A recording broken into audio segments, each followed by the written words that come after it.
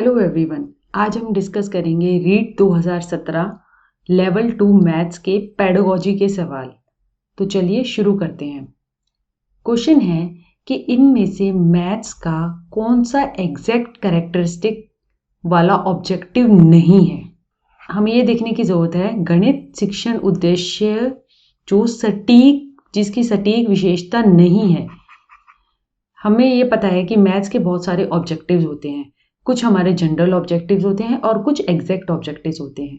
General objective जो होते हैं वो इस तरीके के होते हैं जैसे कि गणित शिक्षण के बाद बच्चों के अंदर सोशल स्किल्स डेवलप होंगी, बच्चों के अंदर जो है वो लॉजिकल स्किल्स डेवलप होंगी। इस तरीके की जनरलाइज स्टेटमेंट्स होती हैं। जबकि एग्जैक्ट कैरेक्टरिस्टिक्स ऑब्जेक्टिव्स के वो होते हैं जो कि एक यूनिट पे आधारित होते हैं, और जैसे कि मेजरमेंट का अगर हम देखें तो इसे करने के बाद बच्चा जो है इतनी लेंथ का एक लाइन सेगमेंट बना पाएगा। इस तरीके से एक यूनिट पे आधारित जो ऑब्जेक्टिव्स होते हैं वो हमारे एग्जैक्ट ऑब्जेक्टिव्स होते हैं। हमें इस क्वेश्चन में बताना है कि इनमें से एग्जैक्ट कैरेक्टरिस्टिक्स ऑब्जेक्टिव नहीं है। पहला, should be related to life, जिंदगी से संबंधित होना चाहिए। ये एक जनरल ऑब्जेक्टिव है जो कि मुझे लगा। ऑब्जेक्टिव्स को बिहेवियरल टर्म्स में लिखा होना चाहिए अगर हमें एग्जैक्ट मानना है। अगर वो बिहेवियरल टर्म्स में लिखे गए होंगे जैसे कि students would be able to estimate, students would be able to expand, students would be able to draw, students would be able to measure, इसमें हमें पता चल रहा है ना कि बच्चा एस्टिमेट कर रहा है, बच्चा एक्सपेंड कर रहा है, बच्चा इतना ड्रॉ कर रहा है, बच्चा मेजर कर रहा है। तो ये टर्म्स जो हैं ये बिहेवियरल टर्म्स हैं जो कि ऑब्जर्वेबल है, जो कि हमें दिख रही है, जिसे देखते हुए हम बच्चों के गणितीय उद्देश्यों का मापन कर सकते हैं। तो ये तो होना चाहिए, ये तो एक स्पेसिफिक ऑब्जेक्टिव है। बिहेवियरल टर्म्स में लिखेंगे तभी तो हम ऑब्जेक्टिव्स को माप पाएंगे और पता कर पाएंगे कि हमारे जो टीचिंग जो है वो हमारी जो जिस ऑब्जेक्टिव्स को लेकर हम चल रहे थे वो फुलफिल हो रही है या नहीं हो रही है। तो ये तो सही है, ये तो ऑब्जेक्टिव है। टेस्टेबल होने चाहिए, यानी कि परीक्षण योग्य होने चाहिए। परीक्षण कर पाएंगे तभी तो हम पता कर पाएंगे कि हम बच्चे ने कितना सीखा कितना नहीं सीखा। स्पेसिफिक होने चाहिए, स्पेसिफिक होंगे तो एग्जैक्ट होंगे, इन टर्म्स में होंगे, बिहेवियरल टर्म्स में होंगे, और आप जो है उन्हें मेजर कर पाएंगे। तो मुझे ये लगा कि BCD ये हमारे एग्जैक्ट कैरेक्टरिस्टिक्स हैं और A जो है वो जनरल ऑब्जेक्टिव है। मगर जो रीट की आंसर की आई थी उसने ये जो A को भी जो है एग्जैक्ट कैरेक्टरिस्टिक्स माना और एक ये पॉइंट जो है वो बोनस अंक दिया स्टूडेंट्स को। मगर मुझे इसका आंसर यही लगता है। क्वेश्चन नंबर 2 ये है कि एक विद्यार्थी अलग अलग प्रशिक्षकों से गणित के प्रशिक्षण में 80 में से 42 अंक समान रूप से प्राप्त करता है, तब यह परीक्षण की कौन सी विशेषता दर्शाता है। अगर हम देखा जाए एक बच्चा है और यहाँ हम लेते हैं टाइम, यानी कि अगर हमने टेस्ट जो है पहली बार लिया, चाहे दूसरी बार लिया, चाहे तीसरी बार लिया, ऐसे कई बार लिया, तो भी बच्चे के मार्क्स जो आए वो 42 आए 80 में से। और ऑब्जर्वर जो थे, करने वाले, टेस्ट कंडक्ट करने वाले थे, चाहे वो पहला था, चाहे दूसरा था, चाहे तीसरा था, तो भी बच्चे के मार्क्स जो आ रहे हैं वो 42/80 आ रहे हैं। तो ये जो टेस्ट की जो हमारा टेस्ट है T, उसकी कौन सी विशेषता दिखा रहा है। पहला, वस्तुनिष्ठता यानी ऑब्जेक्टिविटी। वस्तुनिष्ठता से संबंधित ये है कि ऑब्जर्वर जो हैं, चाहे वो कोई से भी हो, O1, O2, O3, चाहे कोई भी हो, वो अपना पर्सनल सब्जेक्टिविटी उसके अंदर नहीं ला रहे, यानी कि वो अपने बायस नहीं ला रहे, वो अपनी विचारधारा उसके अंदर नहीं ला रहे। वो सिर्फ टेस्ट को उसी तरीके से कंडक्ट करा रहे हैं जैसे कि उसमें लिखा गया है, और अपना उसके अंदर वो कोई भी इनपुट थॉट्स वगैरह नहीं ला रहे। तो वो ऑब्जेक्टिविटी है, वस्तुनिष्ठ है वो सब्जेक्ट। ये तो सही लग रहा है।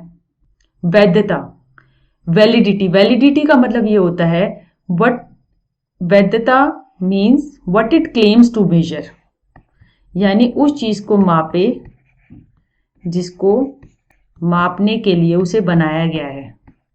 सिर्फ एक बच्चे पे टेस्ट कंडक्ट कराने से तो हम किसी भी चीज की वैधता के बारे में नहीं बता सकते, तो इसलिए वैधता इसका आंसर नहीं है। विश्वसनीयता यानी रिलायबिलिटी को याद करने के लिए आप देखिए R से याद कर सकते हैं, R, और R से ही हमारा शब्द होता है रिपीटेबिलिटी। रिपीटेबिलिटी का मतलब होता है बारंबारता, यानी कि बार बार सेम रिजल्ट आना।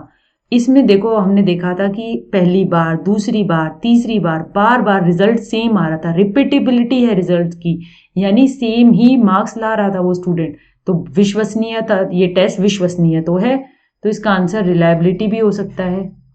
प्रैक्टिकेबिलिटी, प्रैक्टिकेबिलिटी केवल एक बच्चे पे प्रयोग करके हम किसी टेस्ट की नहीं पता लगा सकते। प्रैक्टिकेबिलिटी होती है कि ये कितना साध्य है, यानी कितना यूजफुल है, आप कितना उसको प्रैक्टिकल कॉन्टेक्स्ट में उस चीज को लगा सकते हो, कितनी आसानी से उसे यूज कर सकते हो। तो साध्यता इसका आंसर नहीं होगा, तो इसका आंसर वस्तुनिष्ठता भी हो सकता है और इसका आंसर रिलायबिलिटी भी हो सकता है, विश्वसनीयता भी हो सकता है। दोनों ही आंसरों को बोर्ड ने सही माना, तो ए और सी दोनों ही सही हैं। अगला सवाल, वस्तुनिष्ठ प्रकार के प्रश्नों की सीमा क्या है, क्या उसकी लिमिटेशन है? अब हमें सबसे पहले ये देखने की जरूरत है हमारे वस्तुनिष्ठ प्रकार के प्रश्न कौन से होते हैं। वस्तुनिष्ठ प्रकार के प्रश्न हमारे 3 तरीके के होते हैं। एमसीक्यू टाइप्स, जैसे कि ये दे रखा है ए बी सी डी, इन चारों में से एक आंसर बताओ। ट्रू फॉल्स टाइप, सही या गलत टाइप्स, या फिर हमारे मैचिंग टाइप्स, यानी इस चीज का इससे मिलान होगा, इसका इससे मिलान होगा। वस्तुनिष्ठ सवाल वो होते हैं जिनका डेफिनेट, एग्जैक्ट, बिल्कुल सटीक जवाब होता है, या तो सही होगा या गलत होगा। इन चारों ऑप्शनों में से किसी भी ऑप्शन में जो हमारे कॉम्पिटिटिव एग्जाम के आते हैं, उन चारों में से एक आंसर अगर सही होगा तो वो वस्तुनिष्ठ, वो यानी ऑब्जेक्टिव टाइप क्वेश्चन है। तो ऑब्जेक्टिव टाइप क्वेश्चन 3 टाइप के हो गए, एमसीक्यूज, ट्रू फॉल्स, मैचिंग। और ऑब्जेक्टिव आंसर वो क्वेश्चन वो होते हैं जिनका आंसर डेफिनेट, एग्जैक्ट, सटीक और कोई एक एग्जैक्ट वैल्यू होती है उसकी, वो होता है। तो हमें क्वेश्चन ये है कि वस्तुनिष्ठ प्रकार के प्रश्नों की लिमिटेशन क्या है, यानी उसमें कमी क्या है। अनुमान लगा सकते हैं उसमें, हाँ भाई अनुमान तो लगा सकते हैं। ए बी सी डी में से अगर किसी को नहीं आ रहा तो तुक्का भी लगा सकता है, तो ये तो सही है, ये तो एक कमी है, ये आंसर हो सकता है। कमी हमें बतानी थी, ये आंसर हो सकता है। निर्माण में कठिनाई होती है, हाँ इसके निर्माण में काफी कठिनाई होती है, क्योंकि हमें 4 तरीके के ऑप्शंस बनाने पड़ते हैं। हमें ऑप्शंस ऐसे भी बनाने पड़ते हैं कि कुछ ऑप्शंस आपस में थोड़े आसपास से हों, बिल्कुल ऐसे ना हो कि 3 ऑप्शन हो तो बिल्कुल मिलते जुलते ऑप्शंस रखने पड़ते हैं, ताकि हम जो है स्टूडेंट्स को सिलेक्शन कर पाए। मतलब अगर एक बहुत ही आसान सा एक ऑप्शन जिसमें से जो आंसर है एग्जैक्ट ही बता लग पाएगा तो बहुत सारे लोगों का सिलेक्शन हो जाएगा। तो हमें तो इस तरीके के आंसर भी रखने पड़ते हैं कि जो आसपास से मिलते जुलते हों और जिस कारण से फिर कुछ सही कर पाएंगे और उससे फिर सिलेक्शन की मेरिट जो होगी वो बनेगी। Cannot measure complex process, जटिल प्रक्रियाओं को न माप सकते। कॉम्प्लेक्स प्रोसेस को ये नहीं माप सकते क्योंकि इसके अंदर जो होते हैं, इसमें आप अनुमान लगा पा रहे हो और इसके अंदर आपने टिक कर दिया। आपके अंदर उस कॉन्सेप्ट को लेकर आपकी क्या अंडरस्टैंडिंग है, उसको तो टीचर असेस ही नहीं कर सकती ना। उसके वो तो सिर्फ आंसर दे रहे हैं, अगर उसके जो स्टेप्स हैं, कहाँ पे लैग कर रहे हो, कहाँ पे आपकी त्रुटि हो रही है, कौन सा प्रोसेस लगा रहे हो, कौन सी चीज सोच रहे हो, तो उनको तो माप ही नहीं सकते, वो उसको मेजर नहीं कर सकते, क्योंकि यहाँ पे सिर्फ आपने टिक लगाया है, आपने ट्रू या फॉल्स में इसको सही बताया या गलत बताया, आपने मैच किया है, तो इसलिए ये जटिल प्रक्रियाओं को नहीं माप सकता। तो ये तीनों ही कमी है वस्तुनिष्ठ प्रकार के प्रश्नों की, तो इसका आंसर हो जाएगा डी, उपयुक्त सभी। निम्नलिखित में से कौन सी शिक्षण विधि को औपचारिक कक्षा व्यवस्था में प्रयोग करना कठिन है? अब हमारा फॉर्मल क्लासरूम सेटअप है। फॉर्मल क्लासरूम सेटअप ये होता है जो कि हमारे स्कूलों में है, जिसमें हम क्लासरूम होता है, टीचर होती है, स्टूडेंट्स होती है, उसमें हमारी ये 4 तरीके के मेथड्स हैं। उसमें कौन सा लगाना मैथ्स की टीचिंग में डिफिकल्ट है, यानी जिसमें मुश्किल आ रही है, कठिनाई है। पहला है आगमनात्मक विधि, इंडक्टिव मेथड।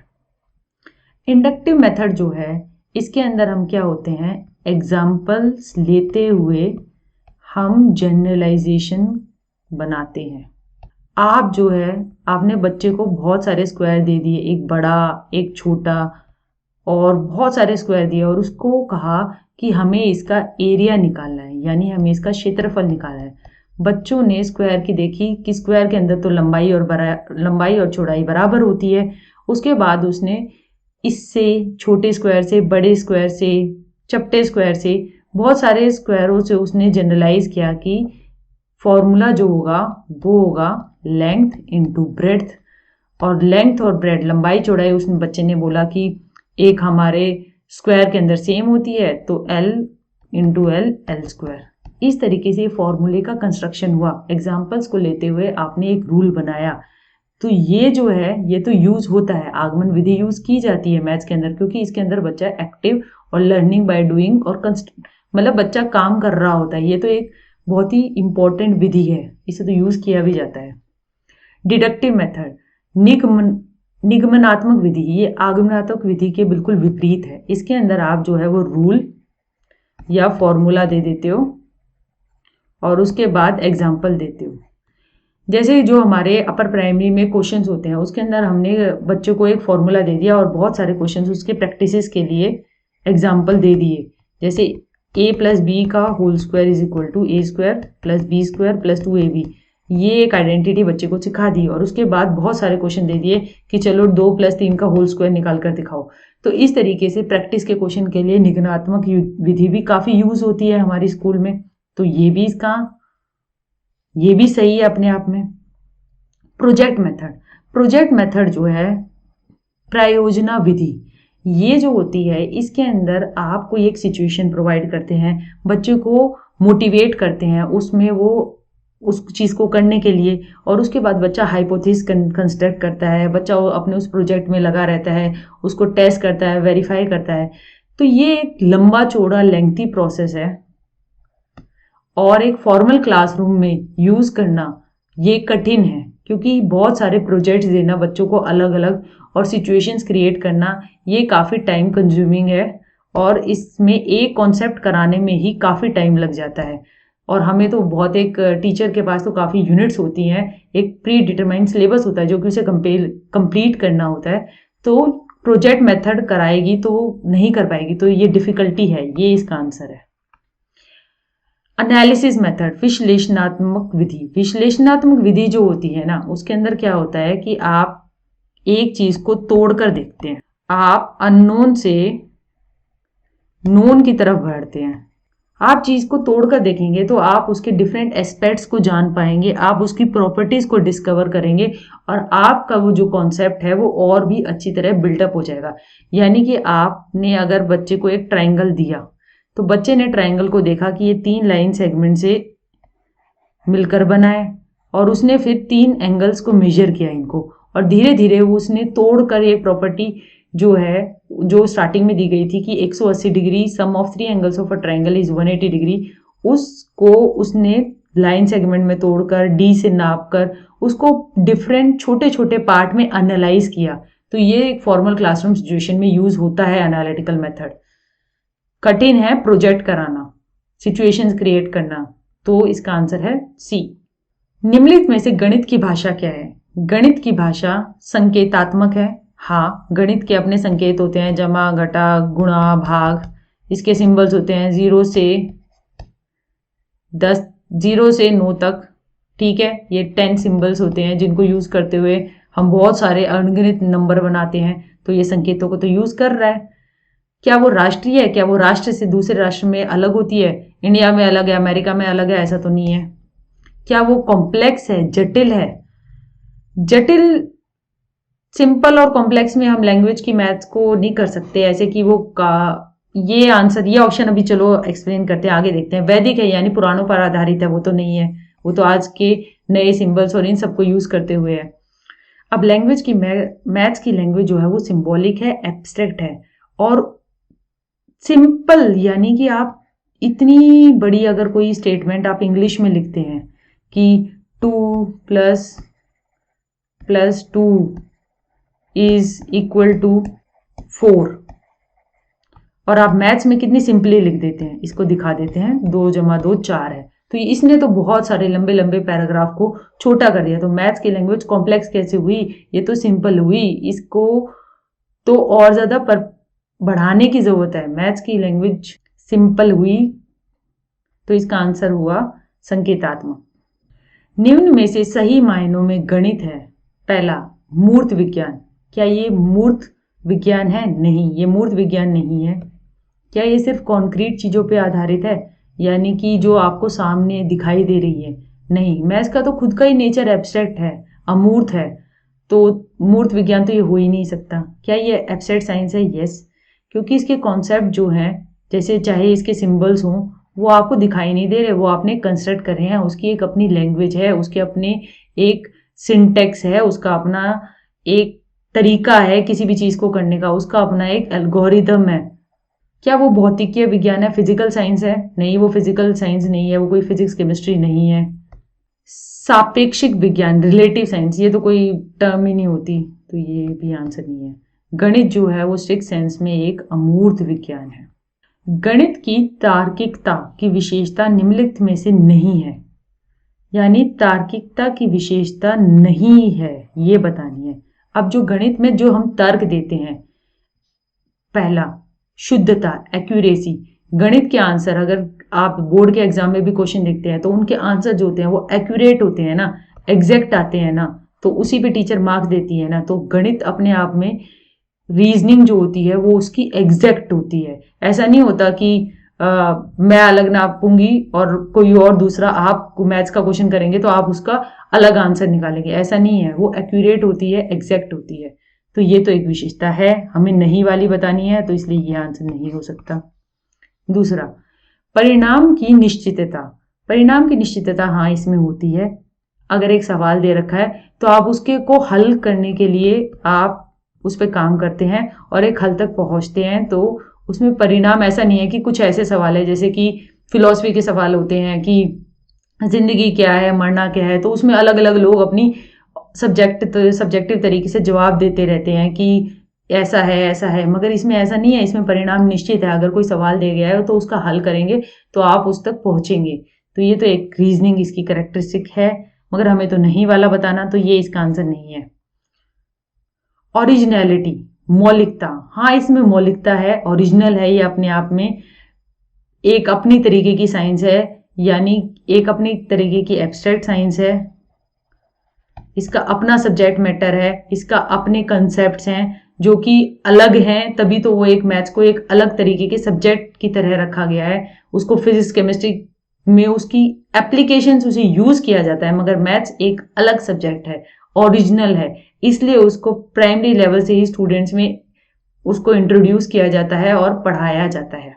तो वो मौलिक है, उसकी रीजनिंग भी मौलिक है, तो ये आंसर नहीं है। विषय निष्ठता, ये सब्जेक्टिविटी, ये कैरेक्टरिस्टिक नहीं है मैथ्स की रीजनिंग का, क्योंकि सब्जेक्टिविटी का मतलब ये है कि बहुत सारे तर्क, मल्टीपल ट्रुथ्स, एक सत्य नहीं है, बहुत सारे सत्य है, और सत्य एक इंसान से दूसरे इंसान पे अलग है, और हम उसे ये भी नहीं कह सकते कि ये सही है वो गलत है। मगर मैथ्स की रीजनिंग ऐसी नहीं होती। मैथ्स की रीजनिंग एज कॉन्ट्रास्ट मैथ्स की रीजनिंग ऑब्जेक्टिव होती है, एग्जैक्ट होती है। ये ऑब्जेक्टिव पैराडाइम पे बेस्ड है, जिसके अंदर कहा गया है कि ये आप जो है वही नापेंगे जो आपको दिखाई दे रहा है, आप एग्जैक्ट तरीके से रियलिटी को मेजर करेंगे। आप अपनी विचार और अपनी थॉट और उसके अंदर नहीं डालेंगे।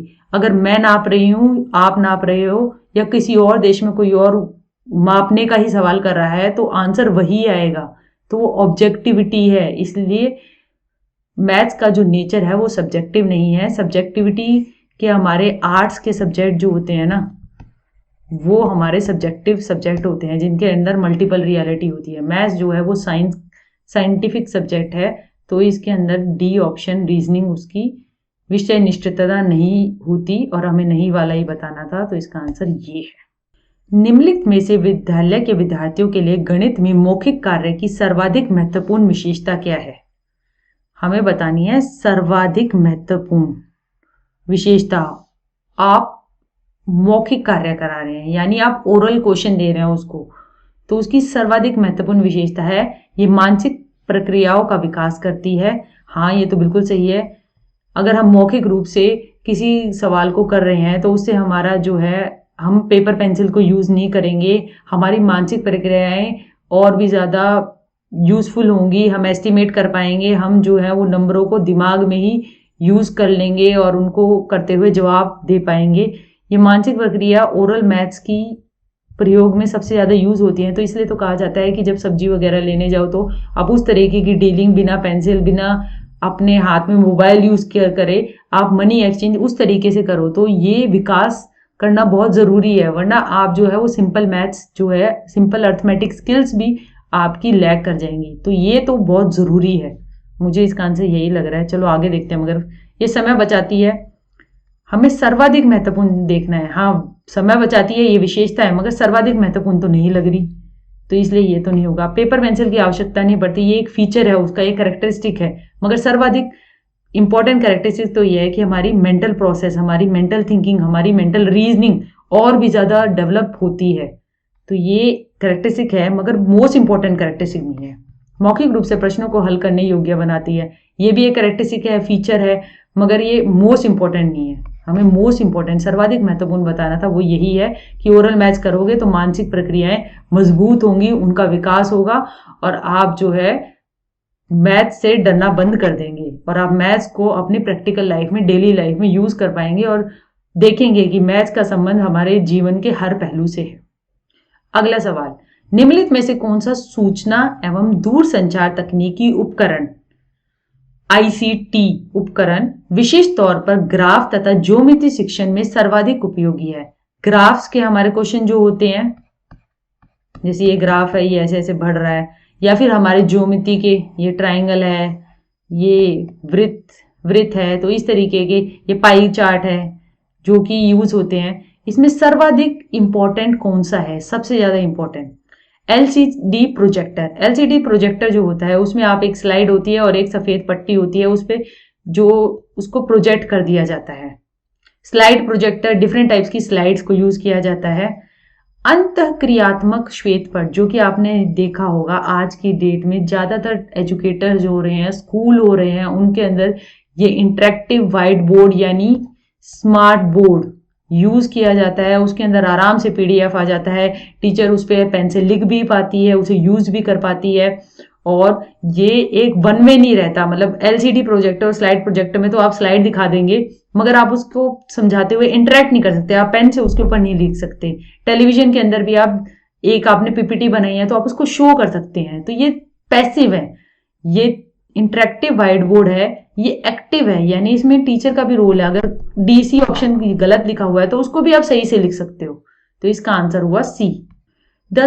विद्यालय में ज्योमेट्री पढ़ाने के लिए संश्लेषणात्मक विधि का प्रयोग निम्न अंकित के पश्चात किया जाना चाहिए। सिंथेटिकल मॉडल है, वो हमारा यूज करना है ज्योमेट्री टीच करने के लिए स्कूल में, मगर वो किसके बाद यूज करना चाहिए? तो जैसे कि हमने देखा था कि हमारी आगमन विधि होती है, उसमें आप जो होते हैं एग्जाम्पल से जनरल की तरफ जाते हैं। सिंथेसाइज संश्लेषण विधि में, अब ये हमें संश्लेषणात्मक विधि तो यूज करनी है, ये तो खुद ही दे रखा है, तो आप संश्लेषण करके आप फिर संश्लेषणात्मक विधि करोगे, ये तो हो ही नहीं सकता। वैसे संश्लेषण का मतलब ये होता है कि जो आपने बहुत सारी चीजें एनालाइज की हैं उनको बाद में इकट्ठा कर देना, सिंथेसाइज कर देना, उनको एक कर देना। निगमन विधि जो होती है, इसके अंदर जो है आप कोई जनरलाइज स्टेटमेंट होती है उसको आप एग्जाम्पल्स, फिर उसके बाद आप एग्जाम्पल्स उसके देते हो। अब आगमन और निगमन विधि है ना, ये तो एक दूसरे के ऑपोजिट हैं, तो ये तो इसके आंसर नहीं है, इसका आंसर है विश्लेषण।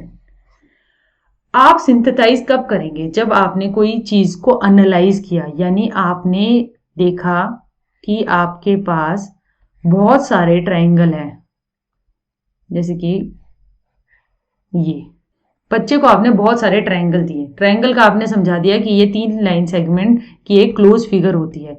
उसके बाद आपने बच्चे से कहा कि इसको डी से आप डिफरेंट एंगल्स के सम को लिखो, तो बच्चे ने 1 2 3 एंगल का यहाँ पे सम किया इस फिगर में, ऐसा ही फिगर नंबर 2 में किया, ऐसा ही फिगर नंबर 3 में किया, ऐसा ही फिगर नंबर 4 में किया। उसके बाद एनालाइज किया, उसके डिफरेंट पार्ट्स को देखा, डिफरेंट एंगल्स को देखा, उसके बाद क्या किया, एक कंक्लूजन में वो पहुंचा, सिंथेसाइज किया अपनी अंडरस्टैंडिंग को, पार्ट्स को एनालाइज करते हुए एक अंडरस्टैंडिंग बनाई कि sum of 3 angles of a triangle is 180 degree. एक त्रिभुज के अंदर 3 कोणों का जो सम होता है वो 180 डिग्री होता है।